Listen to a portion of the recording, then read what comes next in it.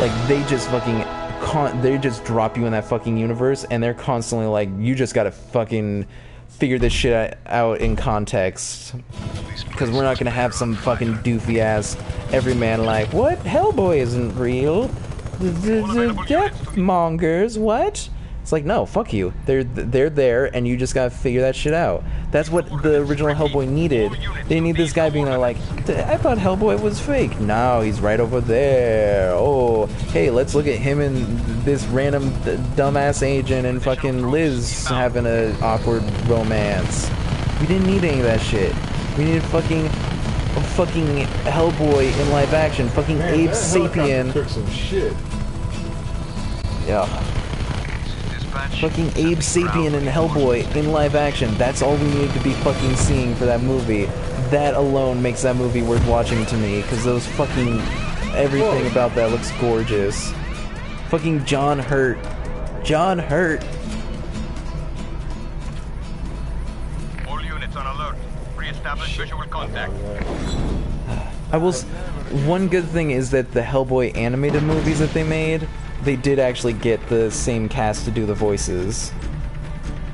God, I'm sad that Perlman, or Ron Perlman's not going to be in the new one. Oh, he isn't? No. Fuck it, I'm not even gonna see it then. I am. I will. Cause I don't know who the fuck could even... That mentality is such bullshit. Everyone says that about their Who favorite could hold characters. a candle to Perlman? Like, it's not No even that one, he's a... but, like, who needs to? Like, fucking Ron Perlman did the role. It's like... he had a blast doing it. It's like seeing fucking, They say the same thing about fucking Joker. Like, who could possibly... Like, only one person has ever been Joker so effectively that he can't be... No, they've got one live action with Heath Ledger, and they've got one fucking animated with goddamn Hamill. Heath Ledger is not the best Joker, and I don't think there's ever going to be a live action Joker that will ever be the best. No, Mark Hamill. Like, Mark Hamill Absolutely. In fact, Joe DiMaggio in a direct-to-DVD movie, Under the Red Hood, which was a pretty great Batman. He tried so hard. He tried so hard, And he did not do it well. he did okay. I think did one the line well. only one who could hold a candle is Kevin Michael Richardson, Cleveland Jr. And like Gantu, he played in the Batman. That was him. That's what it was. And he did a very I stopped watching very that close. after one episode. Yeah. Because I was so fucking pissed. What? It's the episode or the season when he's the puppet master. Okay. Right. I never And the really Puppet Master- watched that much of that one, but Well, no, it's the season with the puppet master where puppet master comes out of therapy and is now got a new puppet, and it's a little like Muppet style puppet, and he's doing better, and then Hugo Strange sends Scarface back to his apartment. So what happens is Scarface is found or Puppet Master comes home, can't find his new puppet. He looks all around, can't find his puppet. He's freaking out.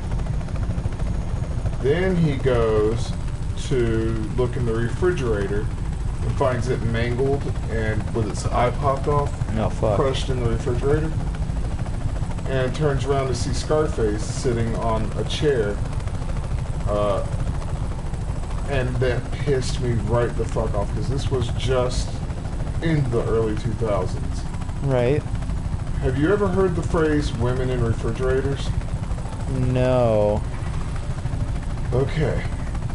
So, women in refrigerators, an event that happened in what is unfortunately one of my favorite comic series. Okay. Green Lantern. Okay. Kyle Rayner was at this time the only Green Lantern anywhere. Right. Is this after Blackest Night or before? No, this is the 90s. Okay, yes, this is way before. This is way, way, way before. Because that's pretty much most of what I know about Green Lantern kind of works around that arc, because that's the only one I really know that much about. Alright, so this is... Alright, back in the 80s, Hal Jordan went fucking crazy. Right. And that's killed. around Death of Superman, right? No, this was before Death of Superman. Okay. Kyle was the only Green Lantern during Death of Superman. Okay. Hal Jordan goes crazy and slaughters the entire Green Lantern Corps. Those who survive, run from him, and he calls himself Parallax. Right. So, as Parallax, he slaughters every Green Lantern he comes across, steals their rings, and is trying to become more and more powerful physically. Okay. Is that even how the rings work? Yes, you can augment your power with the rings, but So you can amplify it with more rings. but it still requires massive amounts of willpower. Right. This is because Coast City, where he's from, was destroyed by Mongol, Okay. and he went nuts. So he destroys the Green Lantern Corps, kills all but one Guardian. Mm-hmm. That Guardian saves one ring and takes it to Earth. The first person he comes across is Kyle Rayner, a starving artist. Okay.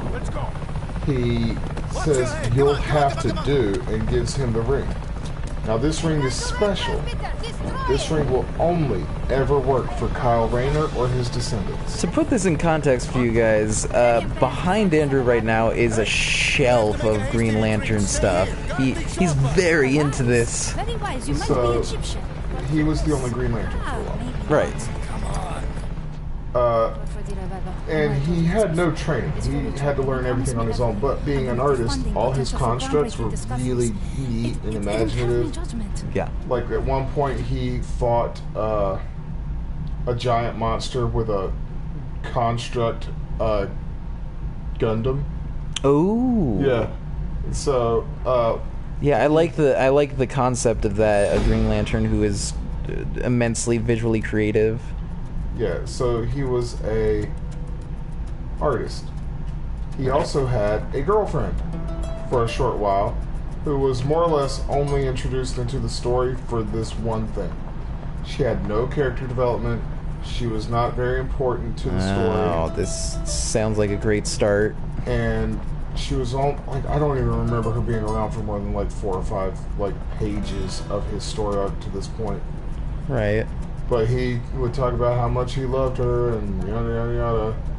And so he comes home one day and she's not around. Come to find out, one of his enemies, Major Force, had fucking slaughtered her and crammed her body in the refrigerator. Wow. Gail Simone, who you may know as the writer of Batgirl and one of the best writers, male or female, in comics today. Uh-huh. She's just one of the best. And a lot of people say she only got that joke because she's a woman and she made complaints about the women in the refrigerator bullshit. Yeah, because that's how you get a job, is doing that. Well, she had built a website with some other female comics creators called Women in Refrigerators in response to that, about how we needed comics with more positive imagery of women and... Or at least ones that treat them like people and not just plot points. Right. And so they came up with that website in the late 90s.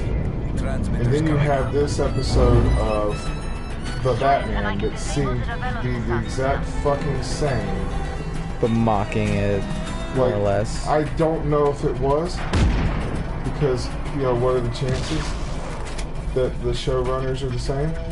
Right. Or even had any idea about it? But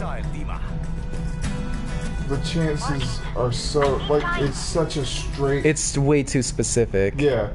It's so fucking similar that I was watching, I was like, fuck you assholes. Okay, I can understand, yeah. I stopped watching at that point. I never really watched that much of the Batman. The one that I watched was they had a special that was the Batman versus Dracula that was pretty fucking kick-ass. And it actually starts with the Joker accidentally electrocuting himself in front of Batman, and then he gets brought back by Dracula later. and becomes like one of his like servants throughout it. It's pretty fucking great as far as Batman stories go. I have to ask though, have you watched Max Landis's The Death and Return of Superman video? No, is that a review or It's basically a review. It's okay. It's so like it's not a DC direct-to-DVD thing. no. It's him like talking about it and what it really meant. And he's only really done a few of these, but this is the only one to this level. But it's basically Max Landis is the son of John Landis, who made the Thriller video and like all an American Werewolf in Paris and all that. And so he is also in movies. He made Chronicle, and he made the Dirk Gently series more recently. And he's pretty good. He's done a lot of really interesting shit, but basically he ranted about this, and it's like him just like drinking, but then it cuts in with like what he's describing, and it like has people acting it out. And because, you know, his dad's Jonathan Landis, he has like cameos by like Simon Pegg and like Cyborg, or is it Cyborg? I'm trying to remember. Hank Henshaw is played by, when he talks about him, is played by Elijah Wood in it, and it's just he treats it really silly. Actually. Oh, it's great. We should watch that. I would love to see Elijah Wood. You would like this a lot because it's basically him ranting, and then it's like him playing like Hank. It's definitely like in a very comedic way. So I don't know how well you'd like that, but I would. he summarizes. Hank Henshaw is one of the best DC villains in history. Oh yeah. But he's a Green Lantern villain the most. Yes. Fucking amazing. Yeah, he definitely brings that up. What happens with that? Like basically, he just goes through like, you know, how Superman dies, and then all the 4 Superman after that with, you know, the Metropolis Kid, Superboy. I've seen this guy's work before. Now that you mention it, You probably I have. feel like I've seen something like this. You might have even seen this thing. Not this one. I know Coco is super obsessed with it. Like we've watched it like 15 times together, and she shows it to like everybody she meets whenever she can remember. I've not seen that one. I've seen something very similar in format. I don't know if it's the same guy, but I've seen something very similar. Yeah, but yeah, he goes into all of it, and like, you know, Cyborg Superman,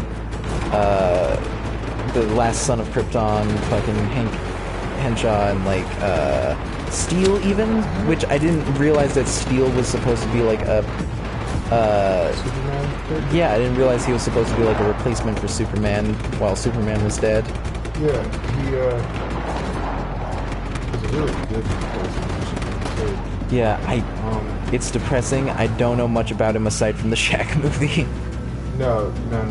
because that movie is god awful. Don't think of that as. I'm sure he's much better than that. Like, I also remember him being John briefly Henry in the Justice League show. He was in it, yeah. John Henry Irons is kind of like a cross between Iron Man and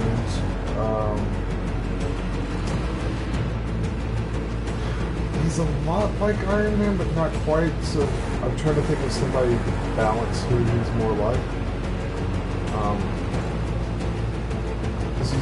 You've got the Iron Man side of him, that's the side of him that's built this suit of armor that he's got these weapons. In some versions, his armor can help him fly. In some versions, whatever story it is, it can't. But I like the ones where he can. Right. Fuck you, Ryan.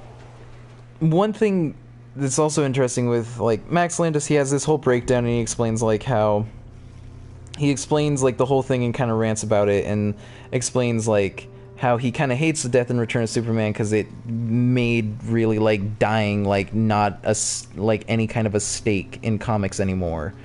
So I call bullshit on that because there were plenty of. Oh, sure. outs. It wasn't like the first time that it happened, but it was the first time like a major player had like died and come back, and after that, like, just it was open fucking season. and just anybody could come